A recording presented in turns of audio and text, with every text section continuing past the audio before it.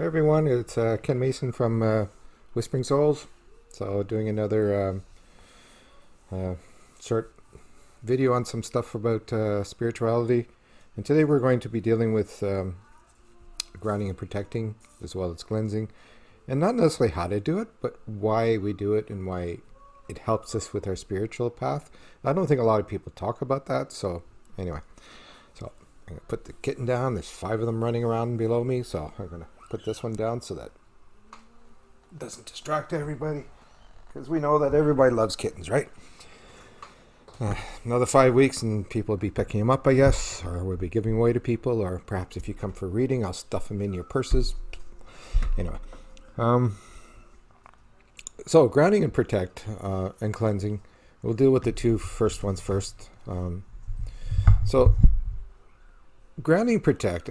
Grounding is really the way that we need grounding protect in the spiritual world is because there is a lot of other energy out there. I mean, we have the negative energy, we have the what we call the uber positive energy and the uber negative energy, which basically means is that we're kind of sitting in the middle, and the negatives kind of pull us this way, and then we have the other ones as his guides and angels and whatnot that pull us up this way.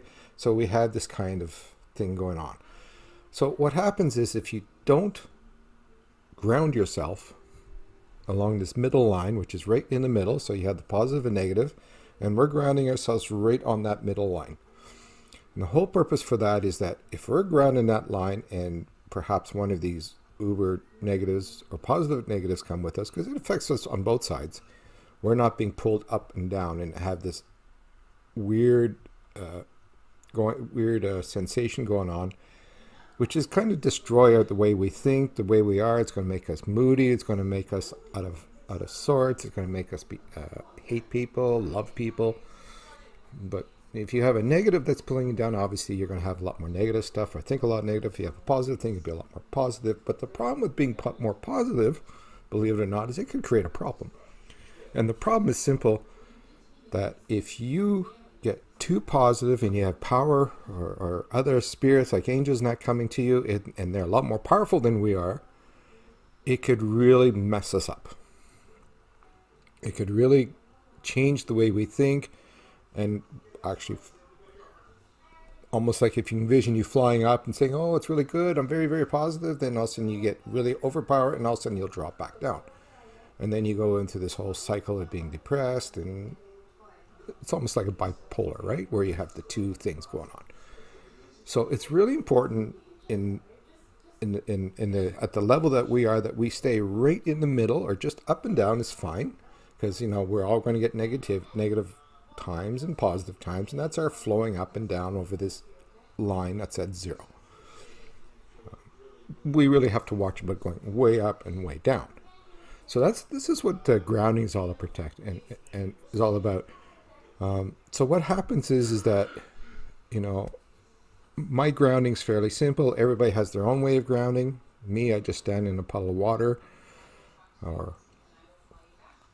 and I let rain come down over me. It hits my head and falls over in all 360 degrees, which means that I'm perfectly covered by rain or by water, because water is reflective.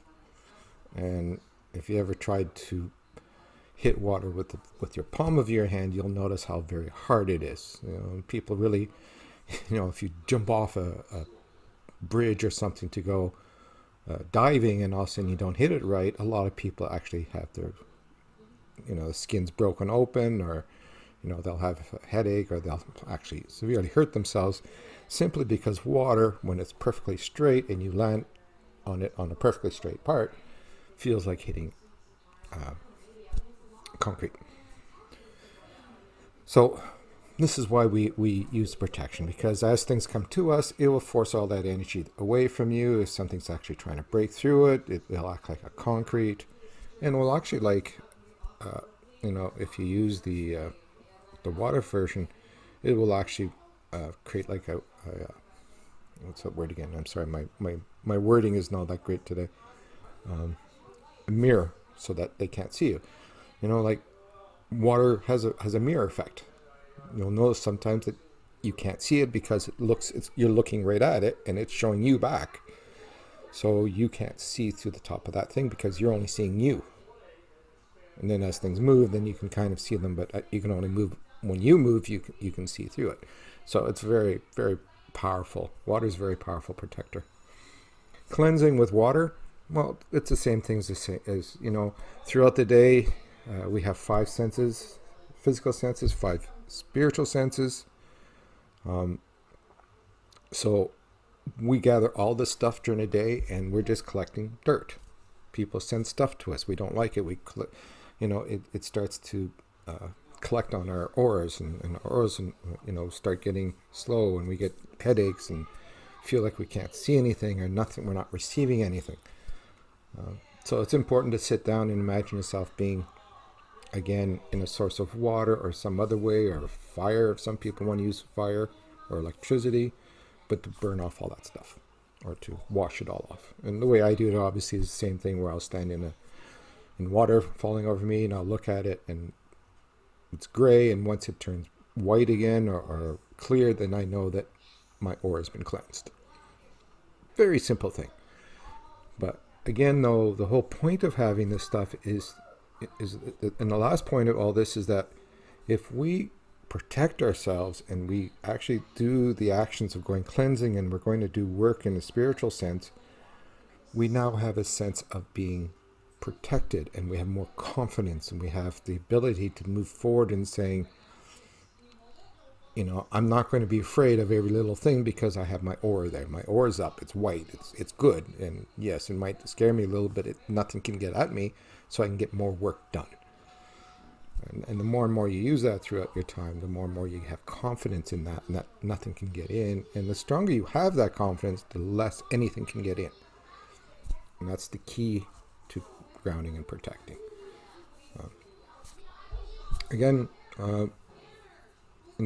do whichever way you want to do. Just, realize that, grounding protect is also there to, again, like I said, enhance your belief in it, protect yourself from not only negatives, but also uber positives.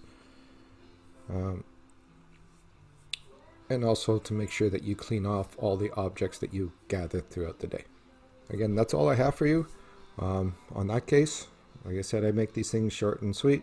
So leave me any comments if you feel I missed anything or any questions.